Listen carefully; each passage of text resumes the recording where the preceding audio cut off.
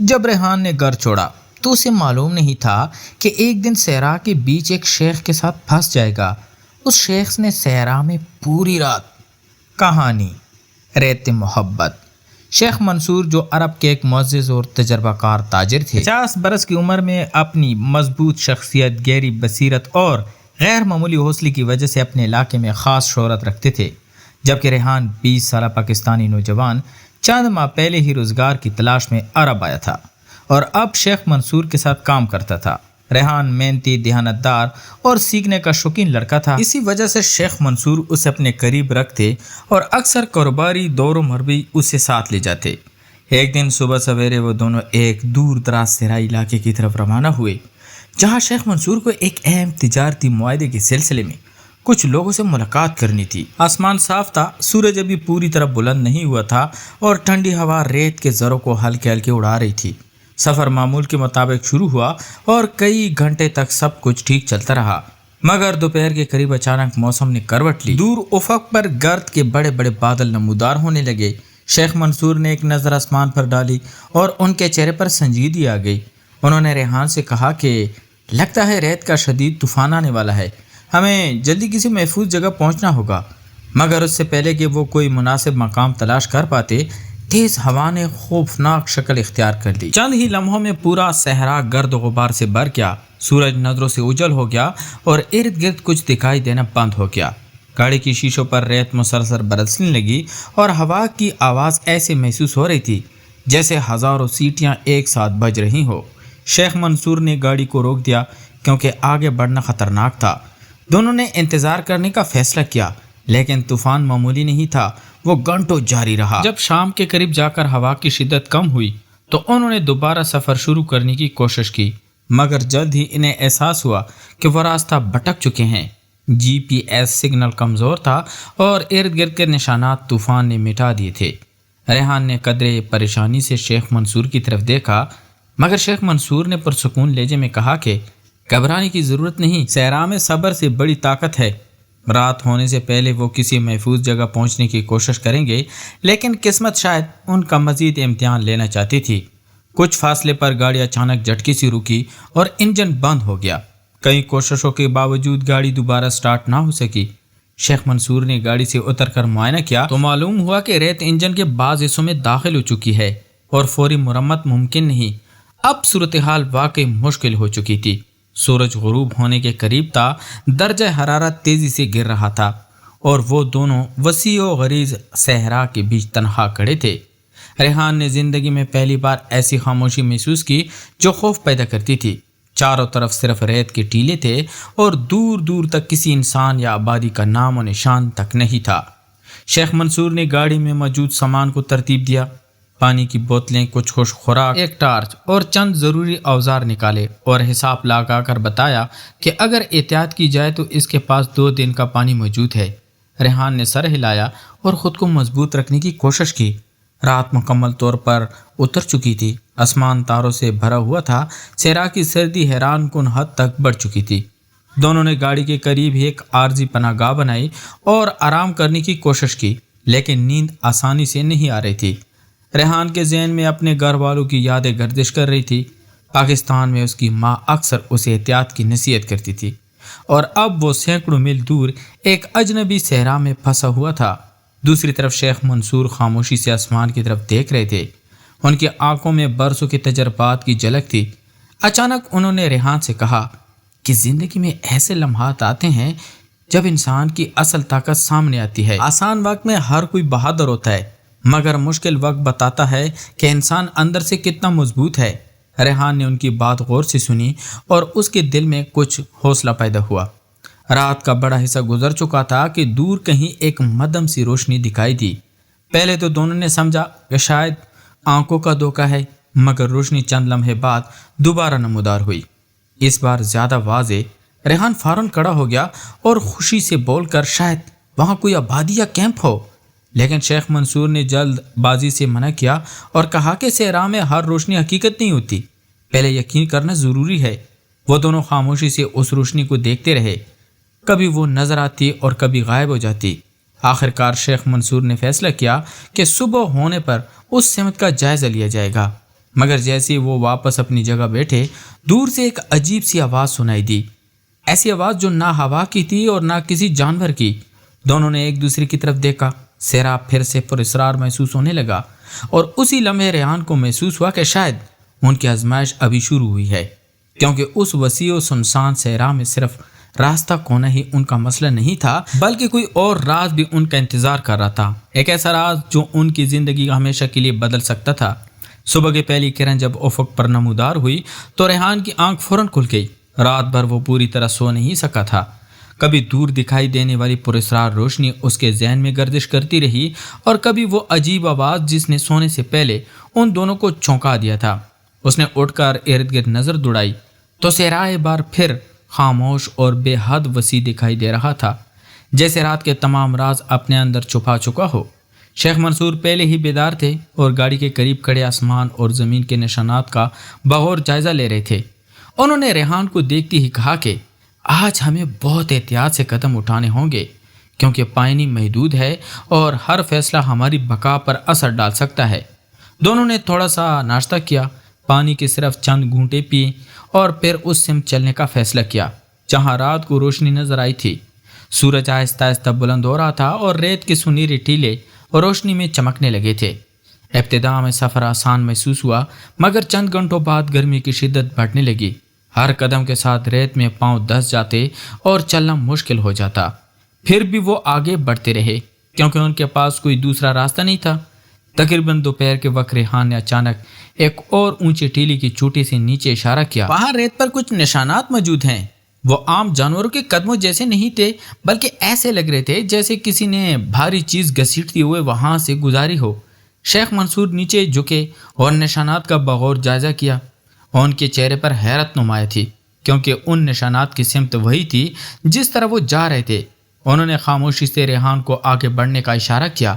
دونوں ان نشانات کے پیچھے چلتے رہے، یہاں تک کہ ایک گھنٹے بعد انہیں دور ایک چٹانی علاقہ دکھائی دیا۔ صحرا کے درمیان ایسی چٹانیں غیر معمولی تھی۔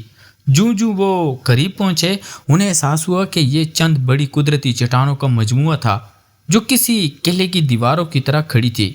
وہاں پہنچ کر انہیں ہلکا سا سایہ ملا، جس سے کچھ دیر آرام کا موقع میسر آیا۔ ریحان نے پانی کی بوتل نکالی، مگر شیخ منصور نے اسے یاد دلایا کہ پانی بہت احتیاط سے استعمال کرنا ہوگا۔ اسی دوران ریحان کی نظر ایک چٹان پر پڑی جہاں کسی نے برسوں پہلے کچھ عربی الفاظ کنندہ کیے تھے۔ وقت گزرنے کے باوجود تحریر جزوی طور پر پڑھی جا سکتی تھی۔ شیخ منصور نے اسے غور سے دیکھا اور آہستہ آواز میں پڑھا۔ الفاظ کا مفہوم کچھ یوں تھا: جو یہاں آئے وہ سچ کی تلاش میں آئے، جو لالچ میں آئے وہ کبھی واپس نہ گیا۔ یہ جملہ سن کر ریحان کے جسم میں سنسنی دوڑ گئی۔ اس نے پوچھا کہ اس کا کیا مطلب ہو سکتا ہے، مگر شیخ منصور نے جواب دینے کے بجائے ارد گرد دیکھنا شروع کر دیا، جیسے انہیں کسی پرانی بات کی یاد آ گئی ہو۔ کچھ لمحوں بعد انہوں نے بتایا کہ بچپن میں انہوں نے ایک پرانی داستان سنی تھی جس میں صحرا کے اسی حصے کا ذکر تھا۔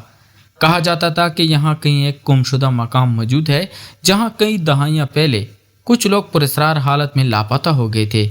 اکثر لوگ اسے صرف افسانہ سمجھتے تھے، مگر یہ تحریر دیکھ کر انہیں لگنے لگا تھا کہ شاید اس کہانی میں کچھ حقیقت بھی تھی۔ ریحان نے حیرت سے ان کی بات سنی۔ وہ ابھی مزید سوال کرنے والا ہی تھا کہ اچانک ایک ہلکی سی آواز سنائی دی، جیسے کسی پتھر کے پیچھے کچھ حرکت ہوئی ہو۔ دونوں فوراً چوکس ہو گئے۔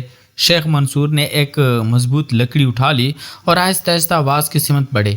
ریحان بھی ان کے ساتھ تھا۔ چند لمحوں کی خاموشی کے بعد ایک دبلا پتلا بوڑھا شخص چٹان کے پیچھے سے نمودار ہوا۔ اس کے کپڑے پرانے اور گرد آلود تھے، داڑھی بے ترتیب تھی اور چہرہ دھوپ سے جھلسا ہوا لگتا تھا۔ دونوں اسے دیکھ کر حیران رہ گئے، کیونکہ اس ویران صحرا میں کسی انسان کا ملنا تقریباً ناممکن تھا۔ بوڑھے شخص نے چند لمحے انہیں غور سے دیکھا اور پھر عربی میں کچھ کہا۔ شیخ منصور نے جواب دیا اور ان کے درمیان مختصر گفتگو ہوئی۔ بعد میں شیخ منصور نے ریحان کو بتایا کہ وہ شخص اپنا نام سالم بتا رہا ہے اور دعویٰ کرتا ہے کہ وہ کئی برسوں سے اسی علاقے میں رہا ہے۔ ریحان کو یہ بات ناقابل یقین لگی، مگر سالم کی آنکھوں میں ایک عجیب سنجیدگی تھی۔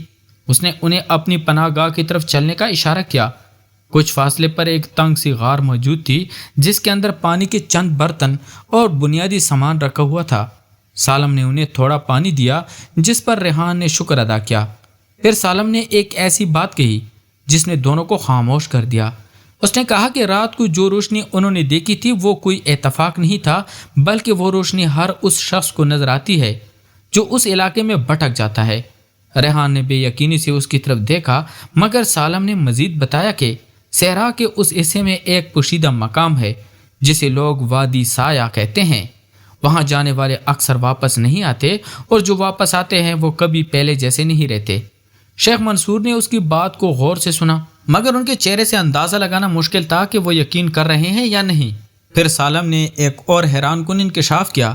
اس نے کہا کہ گزشتہ رات جو عجیب آواز انہوں نے سنی تھی وہ اسی وادی سے آئی ہے، اور اگر وہ روشنی دوبارہ نظر آئے تو اس کا مطلب ہوگا کہ وادی انہیں اپنی طرف بلا رہی ہے۔ یہ الفاظ سن کر ریحان کے دل کی دھڑکن تیز ہو گئی۔ باہر سورج ڈھلنے لگا تھا اور چٹانوں کے سائے لمبے ہوتے جا رہے تھے۔ صحرا ایک بار پھر خاموشی کی چادر اوڑھ رہا تھا، مگر اس خاموش کے نیچے ایک نیا راز چھپا ہوا تھا، اور ریحان کو محسوس ہو رہا تھا کہ ان کی منزل صرف گھر واپس پہنچنے نہیں رہی، بلکہ وہ کسی ایسی پراسرار داستان کا حصہ بن چکے ہیں جس کے بارے میں انہیں ابھی کچھ جاننا باقی تھا۔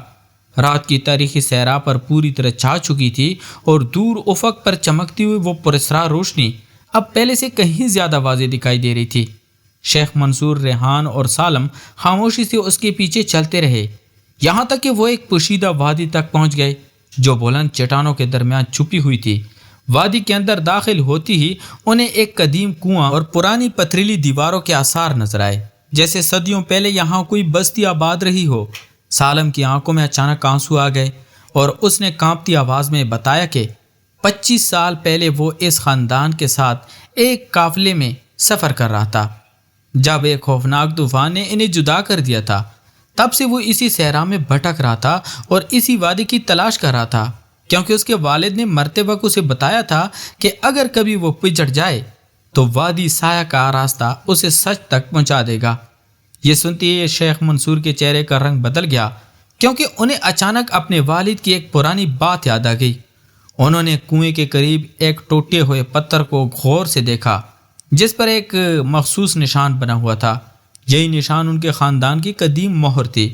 چند لمحوں تک وہ خاموش رہے اور پھر آہستہ آواز میں بولے کہ ان کے دادا کے ایک بھائی کہیں دہائیں پہلے اسی صحرا میں لاپتہ ہو گئے تھے، اور خاندان میں یہ روایت مشہور تھی کہ وہ کبھی واپس نہیں آئے۔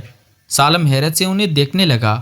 مزید گفتگو کے بعد انہیں احساس ہوا کہ سالم دراصل اسی گمشدہ خاندان کی نسل سے تعلق رکھتا تھا، اور قسمت نے انہیں اتنے برس بعد یہاں لا کر ملا دیا تھا۔ یہ انکشاف اتنا غیر متوقع تھا کہ چند لمحوں تک کوئی کچھ نہ بول سکا۔ پھر اچانک وادی میں تیز ہوا چلنے لگی اور کنویں کے اندر سے ایک عجیب سی گونج سنائی دی۔ ریحان نے کنویں میں جھانکا تو نیچے ایک پتھریلی سرنگ کا دہانہ نظر آیا۔ تینوں احتیاط سے نیچے اترے اور سرنگ کے اختتام پر ایک چھوٹا سا کمرہ ملا جہاں پر پرانے صندوق اور دستاویزات محفوظ تھے۔ ان کاغذات میں زمینوں کے ریکارڈ، خاندانی خطوط اور ایسے شعابت موجود تھے جو سالم اور شیخ منصور کے خاندانوں کے درمیان تعلق کو ثابت کرتے تھے۔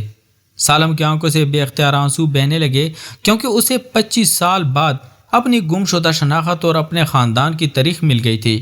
شیخ منصور نے آگے بڑھ کر اسے گلے لگا لیا، اور وہ پہلی بار ریحان نے اس مضبوط اور باوقار شخص کی آنکھوں میں بھی نمی دیکھی۔ صبح ہونے تک وہ تمام دستاویزات لے کر وادی سے باہر آ چکے تھے۔ سورج کی پہلی روشنی صحرا پر پھیل رہی تھی، اور دور انہیں امدادی گاڑیوں کا ایک قافلہ دکھائی دیا جو گمشدہ افراد کی تلاش میں نکلا تھا۔ جب ریحان نے وہ منظر دیکھا تو اس کی آنکھیں بھی بھر آئیں، کیونکہ اسے اپنی ماں، اپنے گھر اور اپنی زندگی یاد آ گئی۔ چند گھنٹوں بعد وہ سب محفوظ مقام پر پہنچ گئے۔ سالم کو اس کی باقی رشتہ داروں تک پہنچانے کا انتظام کیا گیا، اور شیخ منصور نے وعدہ کیا کہ وہ اسے کبھی اکیلا نہیں چھوڑیں گے۔ واپسی کے سفر میں ریحان خاموشی سے صحرا کو دیکھتا رہا۔ یہی صحرا جو چند دن پہلے اسے صرف خوف اور تنہائی کی جگہ لگتا تھا، اب اسے زندگی کا ایک بڑا سبق دے چکا تھا کہ انسان کبھی نہیں جانتا کہ آزمائش کے پیچھے کون سی حکمت چھپی ہوئی ہے، اور بعض اوقات راستہ پٹک جانا ہی انسان کو اس منزل تک پہنچا دیتے جس کی اسے برسوں سے تلاش ہوتی ہے۔ یوں شیخ منصور، ریحان اور سالم کی یہ غیر معمولی داستان اپنے اختتام کو پہنچی، اور ان کے دلوں میں بننے والے رشتے اور اس صحرا کی یادیں ہمیشہ زندہ رہ گئی۔ تو پیارے دوستو، اگر یہ کہانی پسند آئی ہو تو ویڈیو کو لائک کریں، چینل کو سبسکرائب کریں اور بیل آئیکن ضرور دبائیں تاکہ ایسی مزید دلچسپ اور سنسنی خیز کہانیاں سب سے پہلے آپ تک پہنچ سکے۔ اپنی رائے کمنٹ میں ضرور بتائیں کہ کہانی کا کون سا حصہ آپ کو سب سے زیادہ پسند آیا، اور اپنے دوستوں کے ساتھ بھی یہ ویڈیو شیئر کریں۔ شکریہ۔